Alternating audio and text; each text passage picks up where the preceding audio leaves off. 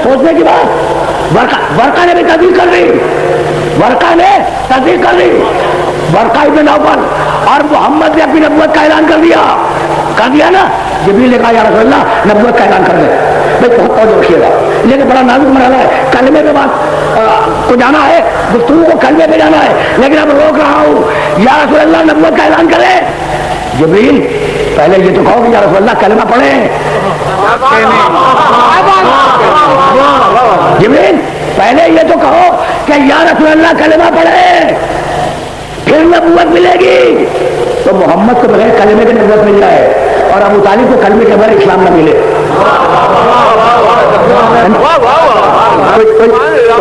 कोई मंत्र समझ में आ रही है? कोई मंत्र समझ में आ रही है? यानी पैगंबर ने कलमा नहीं पढ़ा।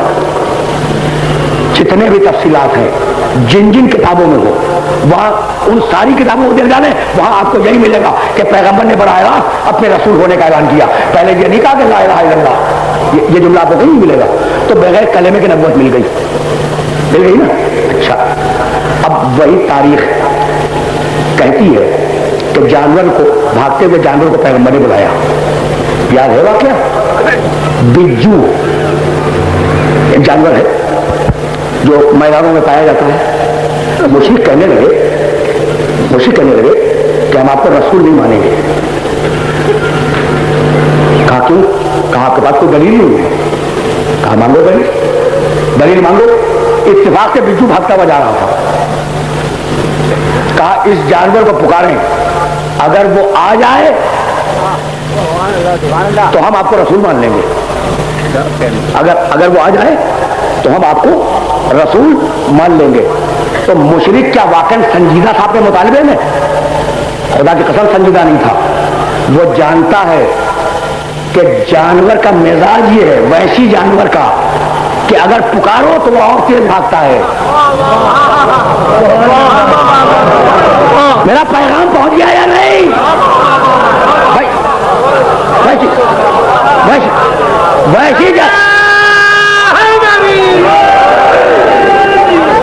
वैसी जानवर का मिजाज है। यानी मुशरिक संजीदा नहीं थे, हिदायत लेना नहीं चाह रहे थे। इस मुतालिबे के जरिए हिदायत के दरवाजों को बंद करना चाह रहे थे। जान रहे थे कि जानवर है वैसी, और वैसी जानवर का मिजाज ये कि पुकारो तो और तेज भागे। तो जैसे ही नबी पुकारेगा वैसी जानवर तेज भागेगा। जैसे ही नबी पुकारेगा वैसी जानवर तेज भागेगा। लेकिन अब बदकिस्मती थी कि नबी ने पुकारा भागते हुए जानवर को, और जानवर पलटा और ज़बान हाल से ये कहता हुआ पलटा कि अगरचे जानवर हूं लेकिन तुम जैसा नहीं हूं।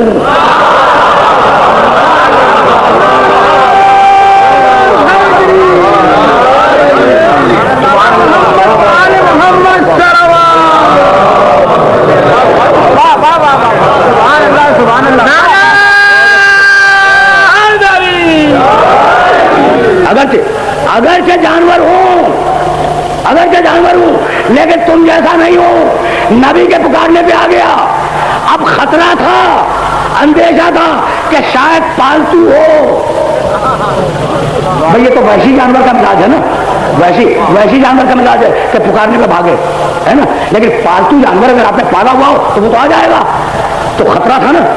अब मुशरिक है, मोहम्मद को रसूल मानता नहीं है, तो अब उसके दिल में ये शुभा पैदा हुआ कि हो सकता है कि इनका पालतू हो। कहा कि मोहम्मद अब हम फिर भी नहीं मानेंगे। कहा कि अब कैसे मानोगे? कहा ये कलमा पढ़े जब मानेंगे। बिज्जू ने कहा कलमा पढ़। बिज्जू ने एक मतलब कहा अशहदु अल्ला इलाहा इल्लल्लाह व अशहदु अन्नका रसूलुल्लाह। कुछ लोग ईमान ले आए कि जानवर कलमा पढ़ रहा है, तो मोहम्मद के मुंह से सुनकर मुसलमान होना और है, और जानवर से सुनकर मुसलमान होना और है।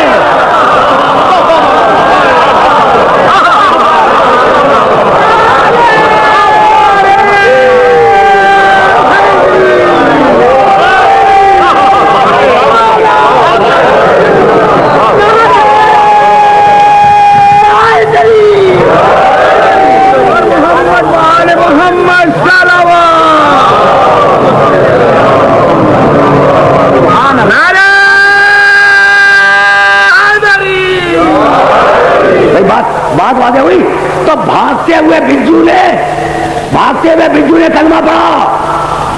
گو ایک جانور ہے, ایک سوسمار, جسے فارسی میں سوسمار کہتے ہیں, وہ ایک جانور ہے, ریگستانی جانور. ایک عرب آیا پیغمبر کی خدمت میں اور کہا ہم تمہیں رسول نہیں مانیں گے جب تک کہ ہماری شرط پوری نہ کرو. کہا تیری شرط کیا ہے؟ اس کی آستین میں وہ گوشت چھپا ہوا تھا, اس نے پٹک دیا اس گوشت کو. کہا یہ کلمہ پڑھے تو مانیں گے, ہے نا. پیغمبر نے کہا پڑھ, اس نے کہا لا الہ الا اللہ محمد رسول اللہ. اب بجو نے بھی کلمہ پڑھا, گو نے بھی کلمہ پڑھا, پڑھ دیا نا. پیغمبر گزر رہے ہیں, ایک درخت کی چھاؤں میں کچھ مشرک کھڑے ہیں. پیغمبر کو وہ کیا, کہا تم خدا کے رسول ہونے کا دعویٰ کرتے ہو, تم اسلام لائے ہو, دین لے کے آئے ہو؟ کہا کہ ہاں. کہا یہ درخت اگر کلمہ پڑھے تو ہم تمہارے دین کو مان لیں گے. کہا پڑھ, اس نے کہا لا الہ الا اللہ محمد رسول اللہ. بھائی یہ واقعات تو سیرت میں ہے نا, اپنی طرح نہیں کر رہا ہوں. بھائی کوئی ڈیلیگیشن آیا یمن سے, کہنے لگا کہ ہم تمہارے رسول ہونے کو نہیں مانیں گے. کہا کیسے مانو گے؟ کنکریاں تھیں. کہا یہ کنکریاں کلمہ پڑھے, ہتھیلی پہ کنکریاں اٹھائیں اور کہا کلمہ پڑھو. کنکریوں سے آواز آئی لا الہ الا اللہ محمد رسول اللہ. تو بجو نے کلمہ پڑھا, گوہ نے کلمہ پڑھا, درخت نے کلمہ پڑھا, کنکریوں نے کلمہ پڑھا. تو اب تاریخ میں لکھو کہ بجوؤں میں سب سے پہلے وہ بجو اسلام لایا.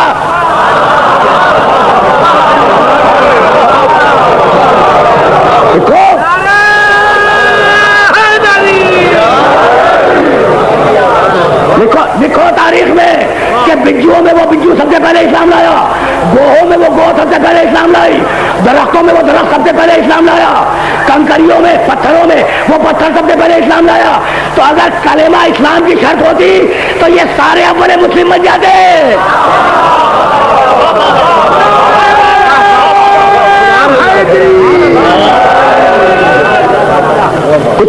کچھ بات واضح ہو رہی ہے. تو بس یعنی عزیزو اب میں کیا کروں, تو کلمے کی شرط فقط ابو طالب کے لیے ہے. یعنی عجیب کمال ہے, محمد کلمہ نہ پڑھے نبوت مل جائے, گو کلمہ پڑھے مسلمانوں میں اس کا نام ہی نہ آئے. یہ ضد کی بھی کوئی حل ہوتی ہے. اب یہ تو ضد کی بات ہے نا. تو میں کسی منزل سے ایک جملہ کہا تھا, اور اب چونکہ سلسلے کلام میں آ گیا اس لیے دوہرا رہا ہوں. بھائی مسلمانوں کا معاشرہ ہے, ایام اعزا میں تقریبات نہیں ہوتی, ایام اعزا کے علاوہ تو تقریبات ہوتی ہیں نا. اچھا آپ کے گھر میں بچہ پیدا ہوا, آپ نے کہا جناب عقیقے کی رسم ہے, تشریف لائیے گا. ہے مسلمانوں میں رسم ہے. اچھا بچہ بڑا ہو گیا, اب آپ نے کچھ لوگوں کو بلایا, عقیقہ کروایا, کچھ دعوت کی. طریقہ یہی ہوتا ہے, اور اسلام میں مسنون بھی ہے, سنت بھی ہے. عقیقے کی رسم میں تشریف لائیے گا. بچہ بڑا ہو گیا, اب ختنے کی رسم ہوئی, سنت ابراہیمی ہے. آپ نے پھر دعوت دی لوگوں کو, آپ نے لوگوں کو پھر دعوت دی اور کہا کہ بھائی رسم ہے بچے کے ختنے کی, تشریف لائیے. اچھا بچہ اور بڑا ہو گیا, اب پڑھنے لکھنے کا زمانہ آیا, اب آپ نے مکتب کی رسم کی, لوگوں کو پھر جمع کیا کہ بھائی بچے کا مکتب ہونے والا ہے, تشریف لائیے گا. تو رسم عقیقہ تو دیکھی میں نے مسلمانوں میں, رسم ختنہ تقریب ختنہ دیکھی, تقریب مکتب دیکھی, لیکن کسی گھر میں خدا کے لیے اگر کہیں ہوا ہو تو مجھے بتا دیں, کسی گھر میں آپ نے تقریب کلمہ خوانی سنی؟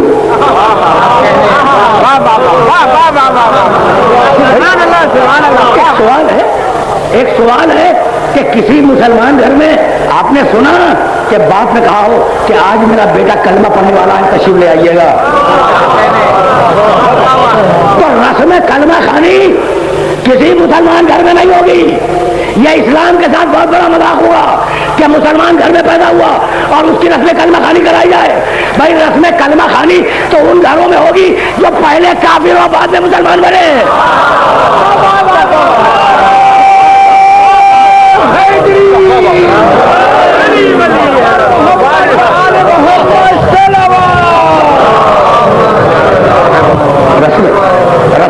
رسم کلمہ خوانی تو وہاں ہوگی جو پہلے کافر ہو پھر مسلمان بنے.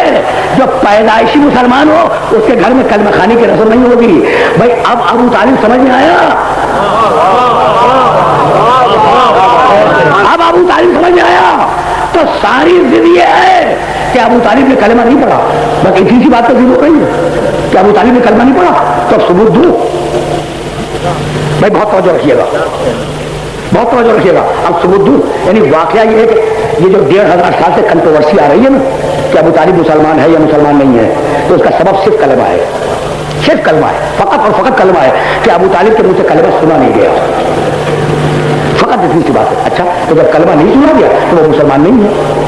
اب جائیں دنیا میں جتنی بھی سیرت النبی کی کتابیں ملیں، جتنی اردو زبان میں ملے، عربی میں ملے، فارسی میں ملے، یعنی تفصیلی، ان سب میں واقعہ دیکھیے.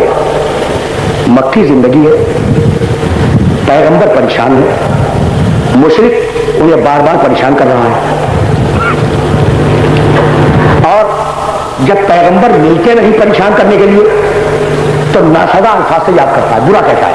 پیغمبر گھر میں برا کہتا ہے. یہ ماحول ہے. ایک دن پیغمبر گھر میں اور حضرت حمزہ بڑے جلال میں گھر میں داخل ہوئے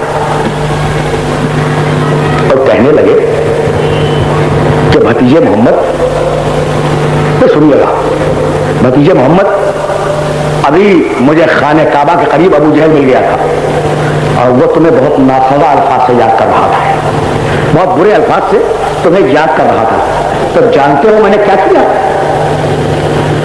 اب پیغمبر سن رہے ہیں. جانتے ہو میں نے کیا کیا؟ میرے پاس تلوار اس وقت نہیں تھی، کمان تھی میری دوست پر، میں نے کمان کھینچی، اس کے سر پہ ماری، اس کا سر پھاڑ دیا. سن لیا آپ نے؟ یہ ہے حمزہ کا جلال. سیرت کی ہر کتاب میں ملے گا آپ کو یہ واقعہ، اور اس کے بعد جو واقعات کرنے جا رہا ہوں وہ بھی سیرت کی ہر کتاب میں ملے گا، ہر کتاب میں.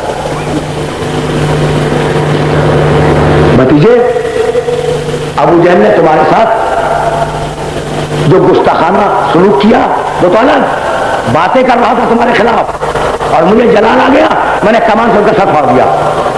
اب رسول کو شکریہ ادا کرنا چاہیے یا نہیں؟ رسول کا جملہ دیکھ لیں جا کے ہر سیرت کی کتاب میں. کہنے لگے حمزہ، تو چچا نہیں، چچا بھی نہیں کہا. کہنے لگے حمزہ، میں نہ تمہیں چچا کہوں گا اور نہ میں تمہاری مدد قبول کروں گا جب تک کہ تم کلمہ نہ پڑھ دو. میں بات واضح ہو گئی؟ کتنا اصرار ہے پیغمبر کو کلمے پر. اب گفتگو کو اس منزل سے تو آگے جانا ہی نہیں ہے، بات کو اسی مرحلے میں اتمام پذیر ہو جانا ہے. حمزہ چچا نہیں، سگے چچا ہے، اور پیغمبر کا کہہ رہے ہیں کہ حمزہ جب تک کلمہ نہیں پڑھو گے، جب تک کلمہ نہیں پڑھو گے نہ تمہیں چچا کہوں گا نہ تمہاری مدد قبول کروں گا. زمانہ بدلا نہیں ہے، وہی مکہ ہے، وہی زمانہ ہے، وہی خانہ کعبہ کی چار دیواری ہے. پیغمبر خانہ کعبہ کی چار دیواری میں نماز پڑھ رہے ہیں، اور نماز پڑھتے ہوئے جب سجدے میں گئے تو ابو جہل نے اونٹ کی اوجڑی اٹھائی، پیغمبر کے سر پر آ کے ڈال دی.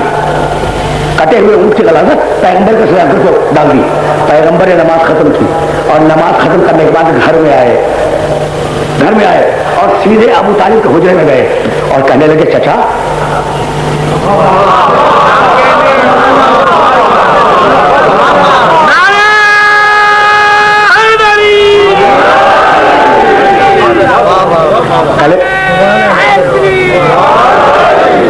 کلمہ سمجھ میں آ گیا؟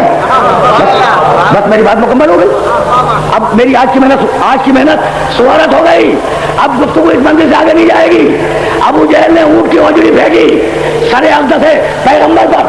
گھر میں آئے، ابو طالب کے حجرے میں داخل ہوئے، کہا چچا ابو جہل نے آج میرے ساتھ ایسا کیا، کیا آپ میری مدد نہیں کریں گے؟ تو چچا بھی کہا، مدد بھی مانگی. تو اگر کلمہ نہ پڑھا ہوتا تو محمد جیسا سچا نہ چچا کہتا نہ مدد مانگتا.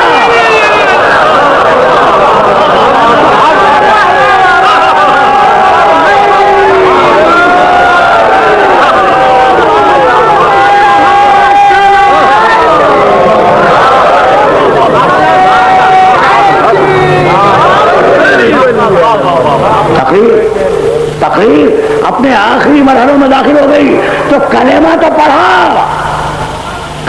پڑھا، ورنہ محمد نہ چچا کہتے نہ مدد دیتے. اچھا بھائی جب کلمہ پڑھا تو پھر آپ کو ضد کیوں ہے؟ तो बस जिद कुल इतनी है कि हमारे सामने क्यों नहीं पड़ा। इतनी सी बात है, कलेमे तैयबा और हमारे साले गुफ्तगू अपने आखिरी मरहलों में दाखिल हो रही है। यानी कलेमा तो पड़ा, वरना मोहब्बत ने चचा कहते न मदद देते। तो अब कुल इतनी बात रह गई है कि हमारे सामने क्यों नहीं पड़ा कलमा, यानी हमें गवाह बना के कलमा क्यों नहीं पड़ा। तो इतनी सी बात पे आपने काफी कह दिया, तो भाई अब जवाब भी सुनते जाओ। तुम्हारा ख्याल यही है ना, तुम्हारा एतराज यही है, तुम्हारी शिकायत यही है, तुम्हारा शिकवा यही है कि अबू तालिब ने हमें गवाह बना के कलमा क्यों नहीं पड़ा। तो भाई जवाब सुनते जाओ। इस्लाम में आदिल की गवाही कबूल है, फासिक की कबूल नहीं है।